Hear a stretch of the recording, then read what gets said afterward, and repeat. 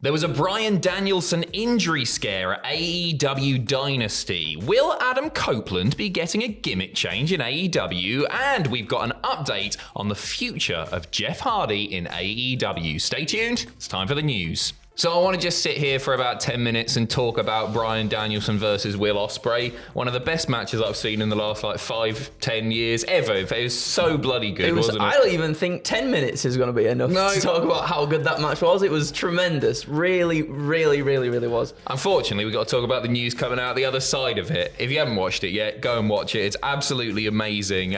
During that match, we saw a bit of an angle where Will Ospreay was a naughty boy, but perhaps unintentionally. Yeah, it seemed like he didn't really. He said in the media scrum afterwards that he didn't see the call. So basically, what happens is we get a Storm Driver 93 from Will Ospreay.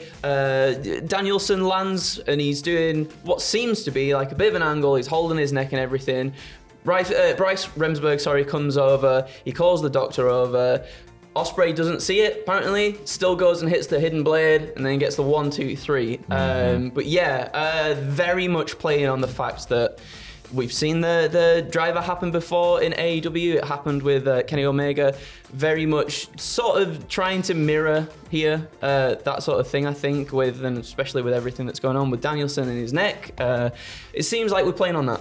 First of all, don't panic too much. Yeah. Fightful Select providing an update saying that it was indeed a planned part of the show, but it played out perfectly. Had a lot of fans questioning whether or not it was real. So after the match, AEW have released footage of Ospreay helping Danielson to the doctor's room, looking very, very panicked about the whole thing. And then Will Ospreay during the post-show presser saying a little bit of a dampener on how the dust has settled now. I've reviewed the footage myself. It seemed that Bryan got hurt on the Storm Driver and I didn't see the doctor call. The referee called for a doctor and I didn't see it, so I want to apologize on that. Obviously, within the confines of wrestling, I do go like I said in the ring. It's your life versus mine until you kind of see it in the face of what I did, and I feel awful about this. So even though I'm 90% of the time that move has been absolutely fine, seeing the damage that it's kind of done, I'm going to retire using the Storm Driver 93. He said 91, but 93. And he also apologized to Tony, apologized to Bryan Danielson. I love the way that this is played out. Yeah. And I'm now just buzzing about the fact that this seems to be teasing that, hey, we might get a little bit more Danielson Ospreay. Which is not a bad thing in the slightest, is it? I think I've seen comments from people who are actually at the arena. They say sort of from the angle that they saw it, the move looked a little bit more brutal. From the footage from the TV, I thought, at least me personally, it looked like Danielson tucked his chin accordingly, like landed much better than what Kenny Omega did that one time where they did the spot as well. So I do think obviously it's playing on this thing, and I do think it's going to play into Will Ospreay then moving away from the Don Callis family as well, down the line at least. Anyway. Yeah, I think I agree. It was brilliant. It was an absolutely sensational match. Fully recommend that you go and check it out. Another match on the card. Yesterday, we saw Eddie Kingston, Mark Briscoe, and Adam Copeland taking on the House of Black. Potentially, this is going to be leading to Adam Copeland getting a bit of a gimmick change, because at the end of the match, Malachi spit in black mist in Copeland's face. Then they do the finish to the match. Try not to do too many spoilers here, because you can go and watch what happened out or watch the pay-per-view, whichever you fancy.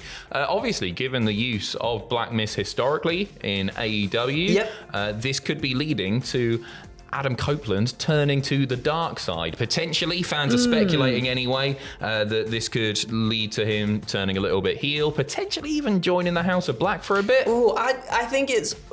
My personal take is I think it's going to obviously lead to a TNT Championship match between Adam Copeland and Malachi Black. And I think maybe if they go down that route, it'll be that Adam Copeland sort of taps into the similar stuff that Malachi Black taps into, like a bit more aggressive, a bit more, as you said, heelish, but maybe not, maybe just more violent. almost. We saw him use Spike against Christian Cage, the big bat with the nails and stuff in it. Maybe it's just something that, you know, Adam Copeland's like, I'm going to tap into what you got and then defeat you. I feel like we might get something a little bit like Bryan Danielson back in the day joining the Wyatt family. Just for a little bit. Yeah. I think Edge might join that faction for a little bit, and then you get the babyface turn again. I don't think they'll want to keep Adam Copeland heel if they do that for too long. And you're totally right, and this is all leading to a title match between the two. Yep. I would fully expect Malachi to be the one to pick up the gold off Adam Copeland. Time will tell on that one. Bit of speculation for you. Also, AEW side of things, but maybe for not too much longer, we've got a contract update on Jeff Hardy. Fightful Select reporting that Jeff has been telling others that his deal is due to expire sometime this spring. I think a lot of us expected Jeff's contract to expire. The original talk was sometime next year because of the injury and Jeff being out of action for so long. It looked like AEW might extend things. It's still possible that could happen, but right now, from the horse's mouth itself, Jeff Hardy telling people that it could be this spring, very, very soon indeed. We obviously saw Matt Hardy pop up in TNA this weekend. Big surprise there. He came in at the end of Rebellion. Massive pop for Matt Hardy. It was really, really well done. But Matt has since clarified on social media that he is indeed a free agent. He said, no, I'm a free agent. I will appear when I want to appear. Nice little boost for TNA there. Oh, yeah, for sure. And like you said, the crowd were really hot when he turned up as well. And it's nice to see Matt be able to do more character stuff again, because it's felt like we've not seen that for the longest time on AEW TV, and I feel like wherever Matt is, Jeff will be as well. I feel like they really want to close out their wrestling chapter just together, and I think in rightly WWE. So as well. And I think that's where it's going to be. That's the only place it's going to be, isn't it? As well. The fact that Matt's got on Twitter and gone, no trips, I'm still available. You can call me. I'm a free agent, mate. I'm just biding my time until Jeff's contract is up. I thought it was really well done. If I'm going to see the broken Matt character anywhere, TNA is the place that I want to see it. I don't necessarily want to see that if it's one last run in WWE. I think just do classic Hardy. I think so. It's really interesting because obviously Matt, and red herrings and everything as well. Matt was obviously sharing the teasers, like the Bo Dallas, Bray Wyatt sort of teasers on his Twitter as well. And it was me and Tom on the news, and I was saying, like, what if they did some sort of like this lights out thing? What if it was like a crossover between, obviously, we've seen WWE and TNA have a little bit of a partnership. What if it was some kind of like crossover between that starting maybe over there and then popping up in WWE or in TNA? That's interesting. And I mean, that's obviously not necessarily what this whole lights out Matt Hardy stuff is, but I wonder if, you bring Jeff into that eventually as well. Maybe we get Willow for a little while in TNA. Yeah, maybe. Like weird stuff. And terrible. I don't know. Yeah, that would be, actually. That was a bad shout on my behalf. I don't think WWE will want Matt Hardy solo. I think they would probably go for one last nostalgia run for Matt and Jeff. At the same time, what do you do with them? Do you know what I mean? Because they're not the same in the ring as they once were. No. They're two legends. I'm not slagging them off or anything. They've obviously put their bodies through so much. We had the big nostalgia pop, like, what was that, 7 years ago? Yeah. Was that?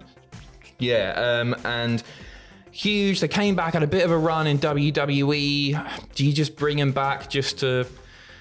I don't know what you do with the Hardy Boys. It's difficult because they're as not the well. same Hardy Boys as they were 20 years ago. Agreed. Or even 10 years ago. And then the tag team division in WWE, at least at the moment as well, is starting to get really, really, really, really good too. So, I mean, to say like they could come in and obviously put a team over, they're already like genuinely really good teams, like solid teams in WWE too. So it is a difficult one. I feel like they'd be handy on the house show circuit. Yeah. Just a bit of a nostalgia thing to sell a few tickets there. But yeah, I don't know how that sort of plays out on TV. I think they probably will end up back there. Matt is desperate to go back. I imagine Jeff would be pretty keen on closing out his career in WWE as well. He seems to have sort of turned his life around a bit and is doing good stuff now. On the WWE side of things, we finish off talking about Der Ring General. We're calling this a return. It's only been a few weeks, but obviously we've not seen Gunther since he dropped the IC title to Sami Zayn at WrestleMania 40. WWE.com have now announced that we will see Gunther tonight. He's going to be on Raw tonight. What does he do next? What does he do? Does he go for the world title? I guess there's still, obviously, I know we've had the Chad Gable and Sami Zayn stuff play out, the Chad Gable heel turn. I think there's still something there because obviously, you know, Chad was the one to train Sami to then beat Gunther. I think there's still stuff there between Chad and Gunther as well. So I don't think we necessarily go straight for the world title thing yet. I know on the house show circuit they've been doing a fatal four-way IC title match with Sami, Finn, Chad, and Gunther. Yep. Do we replay that on TV somehow, maybe? Well, I'm up for it. I'm up for that as well, for sure. Obviously, I'm up for it. It's got to be mentioned that the draft is coming up. Of course, Will Gunther with Imperium, without Imperium? Will he swap brands? I don't know. That's quite exciting. Because, like, Cody over on SmackDown, I could see Gunther going over to the blue brand with or without his pals and being in that world title picture sooner rather than later. Maybe. But at the same time, like, Cody's probably holding it until WrestleMania next year. Yeah. I don't want to see Gunther get into that world title picture and then lose when he gets there. That's the thing. I want to see him win that belt. I don't know. Time will tell on that one. Let us know your thoughts in the comments below. Thank you very, very much to everybody who joined Ross and Tom for last night's live reactions. What happened at? If you want to know more about the show, it was a really, really great pay-per-view. Big return, I'm sure you're all aware as well, during that Young Bucks match. You'll never guess who. So if you want to check out that video that's on the channel now, we will be back with some more news very, very shortly. Take care of yourselves. See you in a bit.